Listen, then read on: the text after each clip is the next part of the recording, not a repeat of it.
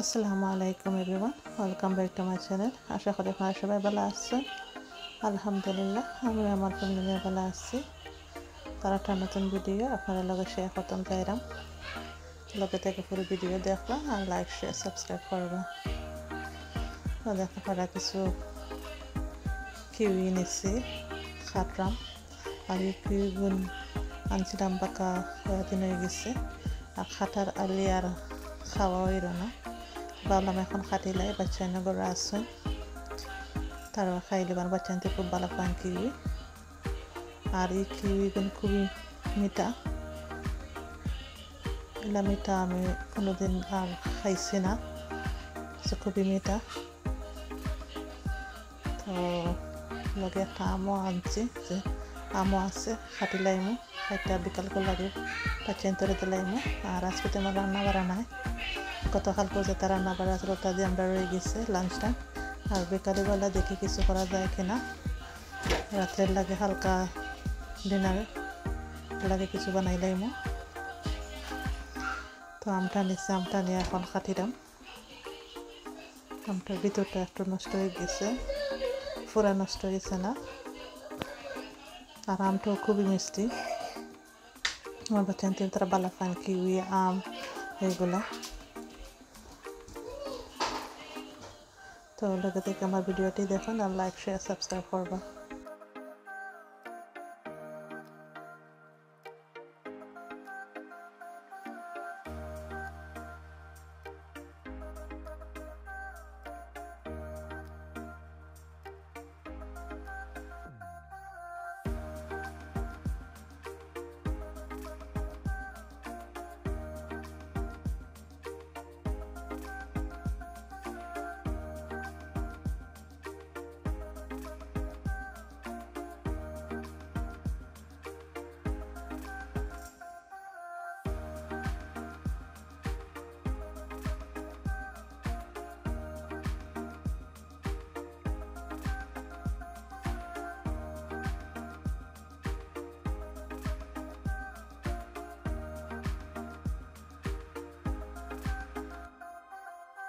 এখন রাতের খাবার রেডি করবো। তো রাতের খাবারের লাগে যে 2টা ডিম নিয়েছি আর সসেজ খাচ্ছি, চিকেন সসেজ আর পেঁয়াজ রসুন এগুলো রেডি করছি। আগার কিছু ভাত রান্না করা আসছে, তো ভাবছি যে এখন ফ্রাইড রাইস বানাইলাম। তো সব কিছু রেডি করছি, এখন বানাইলাম। আগে ডিমটা বাজলাম ফ্রাইড রাইসের লাগে। তো লগে থেকে পুরো ভিডিওটি দেখুন। আর আমি খেলা ফ্রাইড রাইস বানাই দেখুন। আর আমার এটা খুবই সিম্পল আর খুবই মজার, আমি প্রায় বানাই আমার বাচ্চাদের লাগে। আমার হাজব্যান্ডও ভালো পায় ফ্রাইড রাইস, নর্মাল সিম্পল একবারে।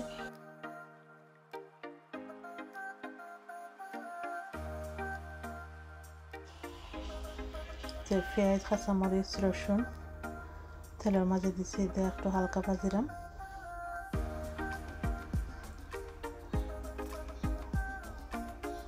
একটু কাঁচা গন্ধ পেলে কি বাদে সসেজ দিয়ে একটু হালকা ভাজবো।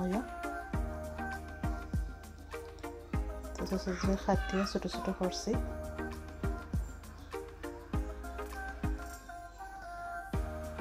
তো সুইট চিলি সস,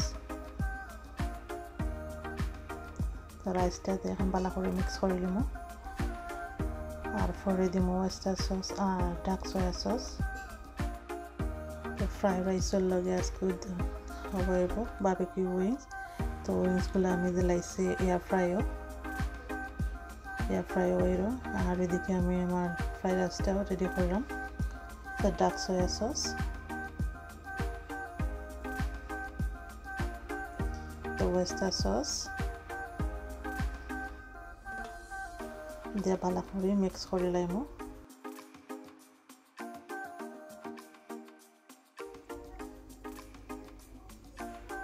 তারপরে একটু ধনিয়া পাতা আর ফ্রাই এগুলা দিয়ে ভালো করে মিক্স করে লাইম।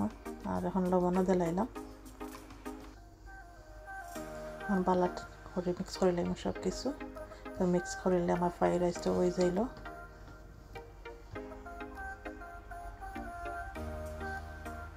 তো প্রায় রেডি আমার fried rice, egg fried rice.